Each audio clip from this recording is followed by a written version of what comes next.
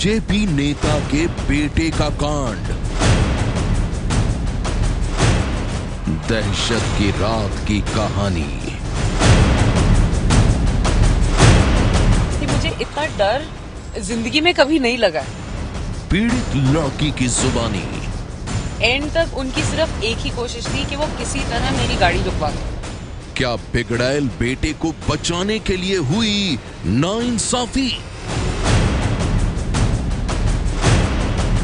एक बेटी का दर्द। चंडीगढ़ में एक सीनियर आईएएस की बेटी के साथ बीजेपी नेता के बेटे के कांड ने बहुत बड़ा तूफान खड़ा कर दिया है। पुलिस पर आरोप है कि बीजेपी नेता के रसूख की वजह से उसने केस को कमजोर कर दिया। तो क्या एक बिगड़ैल बेटे को बचाने के लिए एक बेटी के साथ नाइंसाफी हुई है? सच्ची घटना में आज हम करेंगे इसकी तहकीकात, लेकिन उससे पहले सुनिए दहशत की रात की कहानी, पीड़ित लड़की की जुबानी।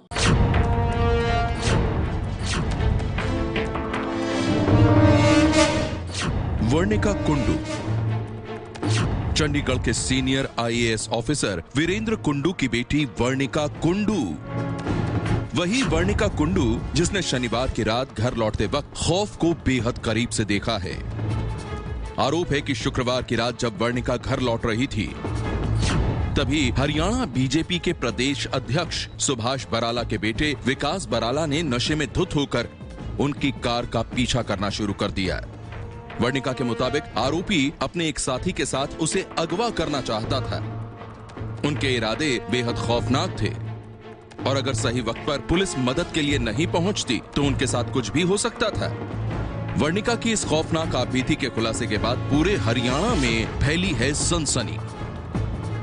आरोप है कि बीजेपी नेता के बिगड़ैल बेटे को बचाने के लिए पुलिस ने केस को कमजोर कर दिया और इसलिए उसे थाने से ही जमानत मिल गई। तो क्या ये आरोप सच है? सच्ची घटना में हम इसकी तहकीकात करेंगे, लेकिन उससे पहले सुनिए दहशत की उस रात की कहानी, पीड़ित वर्णिका की जुबानी।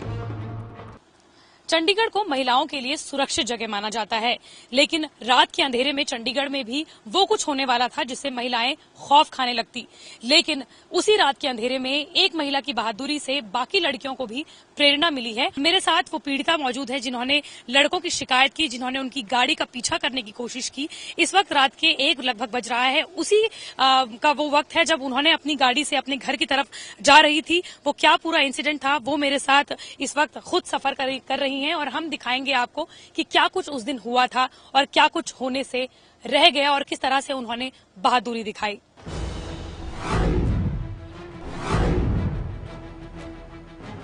4 अगस्त की रात को क्या कुछ हुआ था, किस तरह से एक गाड़ी चलाती हुई महिला को बाकी लोगों ने, जो लड़के थे, उन्होंने फॉलो किया और किस तरह से फॉलो किया, वो सब आपको जानकारी खुद यहाँ पर जो हमारे साथ महिला मौजूद हैं, पीड़िता मौजूद हैं, उनसे बात करेंगे। क्या कुछ हुआ था सेक्टर 7 चंडीगढ़ में जब आप अपनी गाड़ी से जा रही थी, अपने घर जा रही थी, और कहाँ से जो ये कहानी है इसकी शुरुआत हुई? यहीं के आसपास कहीं मैं ड्राइव कर रही थी और मुझे अपने रेयरव्यू मिरर में देखा कि पीछे से गाड़ी आ रही है काफी तेज। तो मैं चलते चलते थोड़ा साइड में हो गई ताकि वो गाड़ी चली जाए। तो आगे यहाँ लाइट्स हैं, लाइट से मैंने राइट टर्न लेना था, मैंने राइट टर्न लिया। उस टाइम पे गाड़ी मेरे साथ आ चुकी थी, तो गाड़ी मेरे साथ राइट मुड़ी। जैसे ही आपने देखा कि वो जो गाड़ी है वो आपने उसको आगे जाने के लिए आपने उसको पैसेज दिया या फिर आपने क्या किया? हाँ, मैं साइड में से हो गई थी क्योंकि वो काफी तेज आ रहा था। तो मैं चाहती नहीं थी कि लग जाए या जो भी, तो मैंने रास्ता दे दिया कि वो आराम से चले जाए। और फिर उसके बाद इन लाइट्स पे जब मैं पहुंची तो मैं रुकी देखने के लिए कि गाड़ी तो नहीं आ रही कहीं से। उस टाइम पे वो मेरे साथ आ गए।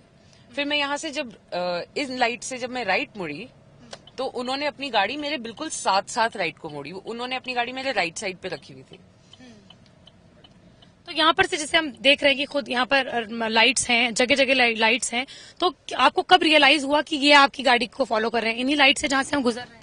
यहाँ पे उन्होंने गाड़ी जब रोकी तभी मुझे लगा कि शायद लाइट से इसलिए रुके।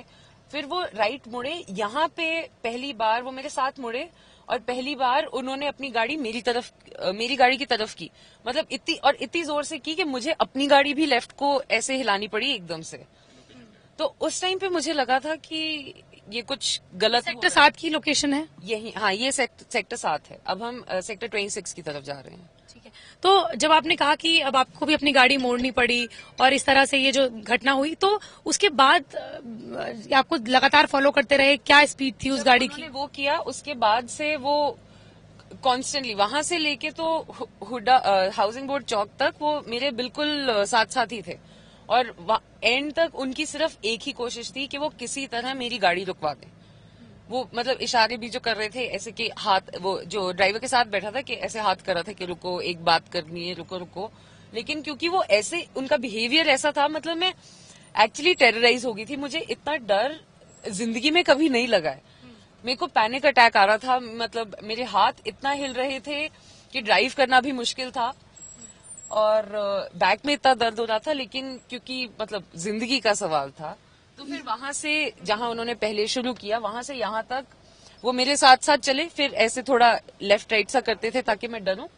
फिर यहाँ पे मैंने सोचा कि मैं राइट चली जाऊं, तो लेकिन उन्होंने जैसे ये गाड़ी है वैसे ही, लेकिन बिल्कुल साथ गाड़ी लगा ली और ताकि मैं राइट मुड़ ही ना सकूं। तो वो ऐसे साथ साथ चलते रहे। फिर मैंने फिर ऑफकोर्स मैं सीधा चली गई, क्योंकि उनके साथ मैं ज्यादा देर उनकी गाड़ी के साथ रहना ही नहीं चाहती थी। तो लेकिन उसके बाद भी उन्होंने पीछा नहीं छोड़ा? उन्होंने राइट नहीं जाने दिया, मैं सीधा गई। तो तब भी वो मेरे, लेकिन आपको यहाँ से राइट होना था, लेकिन आप यहाँ नहीं हो पाई, आपको सीधा ही होना नहीं था। बट क्योंकि वो ऐसा कर रहे थे तो मुझे लगा, मुझे क्योंकि ये सड़क आइसोलेटेड है थोड़ी रात को, तो मुझे लगा कि मुझे मध्य मार्ग पे चले जाना चाहिए जहां लाइट और पीसीआर होती है और ट्रैफिक होता है, कि मैं वहां चली जाऊं तो कम से कम लोग तो होंगे। यहाँ पे फिर वो यही कर रहे थे, मतलब ऐसे ही चल रहे थे, एक्सेप्ट वो बार बार मेरे गाड़ी की तरफ अपनी गाड़ी ऐसे करते थे। 26 यहाँ पे लिखा हुआ है। हाँ, so I can just show you where. तो हाँ, यहाँ से मैं राइट मुड़ना चाहती थी ताकि मैं फिर यहाँ से मेन रोड पे निकलूं। तो मैंने राइट को गाड़ी की, तो उन्होंने ऐसे ही मेरे साथ गाड़ी मोड़ी और मोड़ते ही मैं आधी शायद टर्न में होंगी, उन्होंने ऐसे आगे अपनी डायगनली पार्क कर दी मेरे आगे। तो आप नहीं कर पाई अपनी गाड़ी? मैं टर्न कर ही नहीं सकी क्योंकि मेरी रोड ब्लॉक कर दी उन्होंने। और फिर जो ड्राइवर के साथ लड़का था वो उतरा और मेरी गाड़ी की तरफ चलने लगा। अच्छा। तो उस टाइम मेरे को दिखा कि मौका है, वो उतरा हुआ है गाड़ी से, तो मैं रिवर्स करके भगा ली। और इस टाइम मुझे पता था कि मेरे पास ये आधा 1 मिनट है, जब वो उनको थोड़ा टाइम लगेगा तो मैं पुलिस को फोन कर सकती हूँ। और इस टाइम पे मतलब मेरे हाथ लिटरली इतना कांप रहे थे कि मतलब मुझे 100 नंबर मिलाने में भी मुझे टाइम लगा, क्योंकि हाथ हिल ही नहीं रहे थे, क्योंकि मुझे समझ ही नहीं आ रहा था कि हो क्या रहा है। तो एनीवे मैंने 100 नंबर पे फोन किया। मैं यहाँ से फिर निकली और आगे जो लाइट्स हैं वहां से मैंने राइट ले लिया, वही मेन रोड के लिए। तो फिर इस टाइम पे वो नहीं थे मेरे पीछे। मैंने पुलिस को फोन किया, उन्हें शायद टाइम भी लगा होगा आने में, तो मैंने पुलिस को फोन किया। मैंने पहली बारी में जैसे ज्यादातर शिकायत होती है कि पुलिस जो है वो फोन टाइम पे नहीं उठा पाती है या नहीं उठाती है, आपका फोन कितने घंटे में उठा दिया? नहीं 2-3 घंटियों में उन्होंने फोन उठा लिया। और जैसे उन्होंने फोन उठाया, मेरी आवाज भी ऑफकोर्स कांप रही थी, तो मेरी आवाज सुनते ही उन्हें पता लग गया था कि कुछ प्रॉब्लम है। तो एसयूवी नंबर नोट कर लिया था? हाँ। तो मैंने उन्हें बोला कि ऐसे 2 लड़के, कि मैं यहाँ पे हूँ, मुझे 2 लड़के ऐसे गाड़ी में तंग कर रहे हैं, ये गाड़ी है, ये नंबर है, और मैं पंचकुला की, आप कहाँ जा रहे हो? मैंने कहा मैं पंचकुला की तरफ जा रही हूँ, अभी मध्य मार्ग की तरफ जा रही हूँ। मतलब मैं यहाँ जब मुड़ी और ये सब किया तो मैं बात कर रही थी पुलिस से कि मैं मध्य मार्ग की तरफ जा रही हूँ और फिर मैं सीधा पंचकुला की तरफ जाऊंगी। तो उन्होंने कहा कि अगर हो सकता है तो आप रुक जाओ कहीं और हम आपके पास 2-3 मिनट में भेजते हैं। लेकिन मैंने कहा कि मैं रुक नहीं सकती, क्योंकि वो चाहते ही हैं कि मैं रुक जाऊं। तो अगर मैं रुक गई तो फिर वो पता नहीं क्या करेंगे, तो इसलिए मैं सिर्फ चलती जाऊंगी। तो कहते ठीक है आप चलो और हम आपके पास हेल्प भेज देंगे। कि उन्हें पता है मैं कौन सी, कि मध्य मार्ग से सीधी सड़क है बिल्कुल पंचकुला तक, तो उन्हें पता है कि मैं कहाँ हूँ। और मैंने जब से आपने कहा कि वो जो गाड़ी थी 1.5 मिनट आपको लगा, उनको लगा वो आपके लिए वो सेफ टाइम था, उसके बाद फिर वो कब आपका दोबारा फॉलो करने लगे, जब आपको दोबारा वो गाड़ी दिखने लगी हो? तो उसके बाद मतलब मैंने ध्यान नहीं दिया, इस तो सारे रास्ते पे मैं बात ही कर रही थी पुलिस से, और तो मेरा ध्यान इसी में था। और मेरा ध्यान एक इसमें था कि मैं पुलिस से बात कर रही थी और उन्हें बताऊं, और दूसरा इसमें था कि उनके आने से पहले मैं जितनी तेज यहाँ से निकल सकती हूँ मैं निकल जाऊं। ताकि हो सकता है मैं गायब भी हो जाऊं तो उन्हें मैं मिलूं ना। ये सेक्टर 26 की मंडी है। अच्छा, तो यही मध्य मार्ग है जहाँ पर उन्होंने आपको दोबारा से देखा? मध्य मार्ग, हाँ, ये जो आगे सड़क है ये मध्य मार्ग है सारी, लाइक सीधी जो है। तो मैं यहाँ से गई और फिर उस सड़क पे कहीं पे आके उन्होंने वो फिर से आ गए मेरे साथ। जहाँ पर इस वक्त हम हैं, यहाँ पर उन्होंने दोबारा इस सीधी सड़क पे, मतलब ये लाइट से क्रॉस करेंगे उसी एरिया में मेरे पैनिक अटैक की भी पीक हुई थी। बिकॉज यहाँ तक मुझे लगा था कि फिर भी शायद मुझे उम्मीद थी कि शायद यहाँ मुझे पीसीआर दिख जाएगी, लेकिन यहाँ पे थी नहीं। अभी हम तो रेड लाइट है, हम रुके हुए हैं। उस वक्त जब रेड लाइट थी, जब उस वक्त भी रेड लाइट थी, उस वक्त क्या मतलब? क्योंकि रेड लाइट थी और फिर उनकी गाड़ी ऐसे ही मेरे साथ आ चुके थे और तो मेरे पास टाइम ही था। मैंने सिर्फ थोड़ी सी धीरे की ताकि मैं देखूं कि लेफ्ट राइट को जो भी ट्रैफिक तो नहीं है, और फिर मैंने निकाल ली। तो आपके लिए भी डेंजरस था?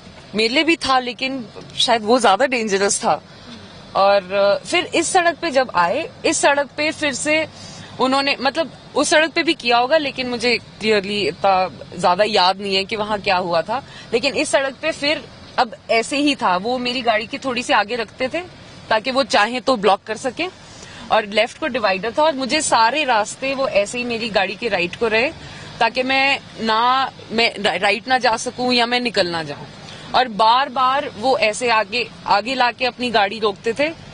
और जो साथ वाला लड़का था वो अपना दरवाजा थोड़ा सा, उसका दरवाजा थोड़ा खुला था, तो उसकी ये कोशिश थी कि अगर मैं थोड़ा सा भी रुकूं तो वो जल्दी से कूद के और आ जाए। अच्छा, इस वक्त क्या हो रहा था उस वक्त? अभी तो जिस वक्त आप सबसे ज्यादा परेशान थी, आपके सबसे हॉरिबल वो उस वक्त जो मूवमेंट रहा होगा, अभी तो हम रेड लाइट पे रुके हुए हैं, इस वक्त क्या वो? ये यहाँ पे एग्जैक्टली उन्होंने मुझे आखिर में आके और मेरी गाड़ी आगे से ब्लॉक की। यहाँ पे उन्होंने अपनी गाड़ी ऐसे आगे पार्क की और इतनी जगह नहीं थी लेफ्ट को कि मैं लेफ्ट को निकाल लूं। और फिर मैंने देखा कि वहां से वही लड़का लेफ्ट जो ड्राइवर के साथ बैठा था वो उतर के इधर को आया, और इस बार वो काफी एग्रेसिवली आया। तो फिर मैंने रिवर्स की। यहाँ पे भी यहाँ ट्रैफिक था और इस टाइम पे लाइट्स पे सीसीटीवी कैमरा होता है। यहाँ ट्रैफिक था, 5-6 गाड़ियां, 2 व्हीलर्स। मुझे आगे से लाइट्स दिख रही थी कि पीसीआर आ रही है, और मुझे उम्मीद यही थी कि शायद मैंने फोन किया है, देख भी रहे हैं कि अब पीसीआर है भी यहाँ, कि मैंने शायद फोन किया है इसीलिए वो पीसीआर आ रही होगी। तो उसके बाद यहाँ पे उन्होंने ब्लॉक किया। वो लड़का चल के आया मेरी गाड़ी की तरफ।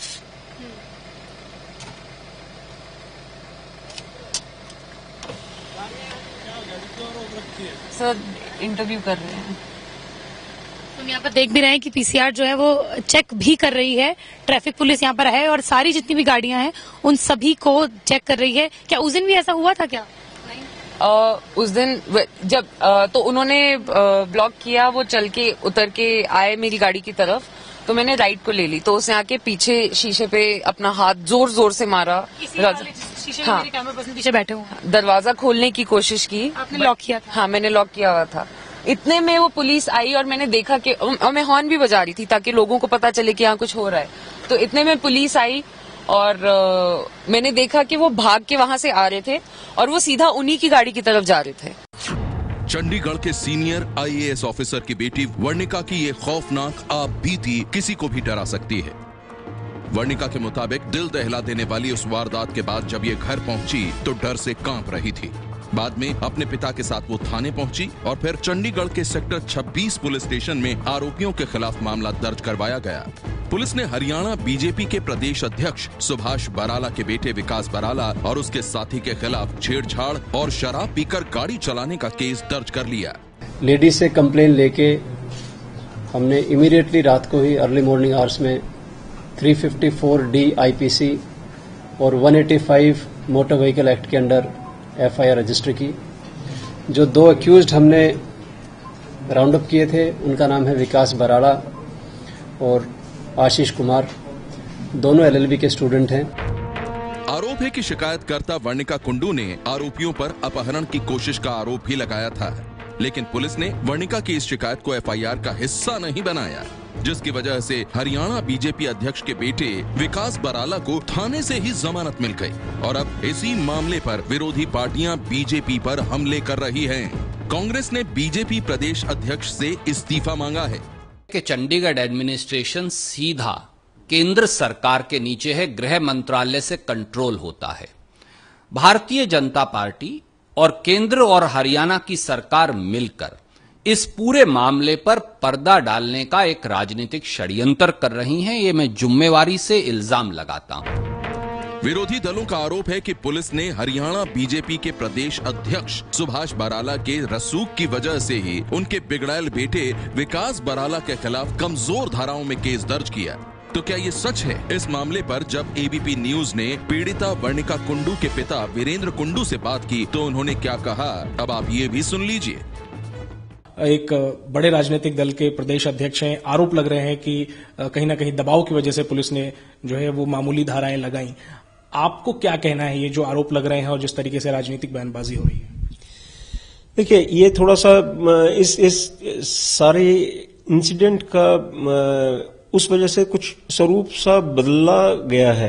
चंडीगढ़ छेड़खानी केस में एबीपी न्यूज ने पीड़ित वर्णिका कुंडू के साथ मौका वारदात पर जाकर घटना की पड़ताल की।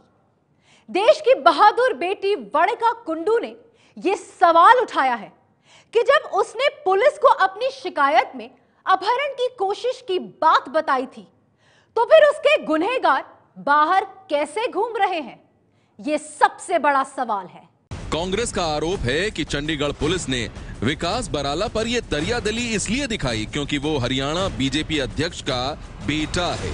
कांग्रेस के इस आरोप की जमीनी हकीकत और भी दिलचस्प है।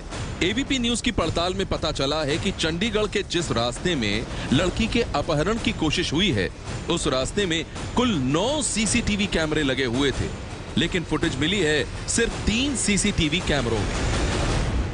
पुलिस के जो डीएसपी हैं सतीश कुमार, उनका बयान छपा है अखबार में कि हाँ 6 सीसीटीवी कैमरा नहीं चल रहे। हमसे बात करते हुए सतीश कुमार ने कहा कि अभी तक सीसीटीवी फुटेज जो 3 कैमरे हैं उनकी भी उनके पास नहीं आई है, क्योंकि ये कहा जा रहा है, ये एलिगेशन लग रहा है कि अगर सीसीटीवी फुटेज सामने आएगी, अगर उसमें विकास बराला वाकई जैसे लड़की कह रही है हरकत करते सामने आ गए तो किडनैपिंग का केस होगा, यानी विकास बराला की गिरफ्तारी होगी। कहीं ना कहीं जो कहा जा रहा है कि पॉलिटिकल दबाव है, पुलिस के ऊपर पॉलिटिकल प्रेशर है, वो कहीं ना कहीं नजर आ रहा है। इस मामले में चंडीगढ़ पुलिस का कहना है कि वो पूरे मामले की संजीदगी से जांच कर रही है। पूरे घटनाक्रम को रिक्रिएट किया गया है, सीसीटीवी फुटेज की जांच की जा रही है और जांच के बाद जो भी रिपोर्ट सामने आएगी उसी के हिसाब से कार्रवाई की जाएगी। कई चीजें हैं जिसपे हम लीगल ओपिनियन ले रहे हैं, अब वो कंप्लीट होने दीजिए। आप जो मैं देख रहा हूँ इस केस को एक मीडिया ट्रायल ना बनाएं, इसको आप चलने दीजिए नॉर्मल कोर्स में। जो भी इसकी इन्वेस्टिगेशन में अपडेट होगा हम आपको रोज की रोज देते रहेंगे। मैं रोज 4 बजे यहाँ प्रेस कॉन्फ्रेंस कर दिया करूंगा।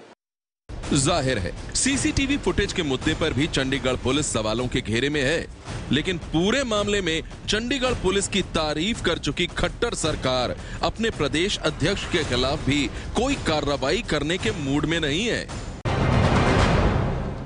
सच्ची घटना में आज बस इतना ही। मैं कल फिर आऊंगी आपके शहर की कुछ और सच्ची घटनाएं लेकर। तब तक देखते रहिए एबीपी न्यूज।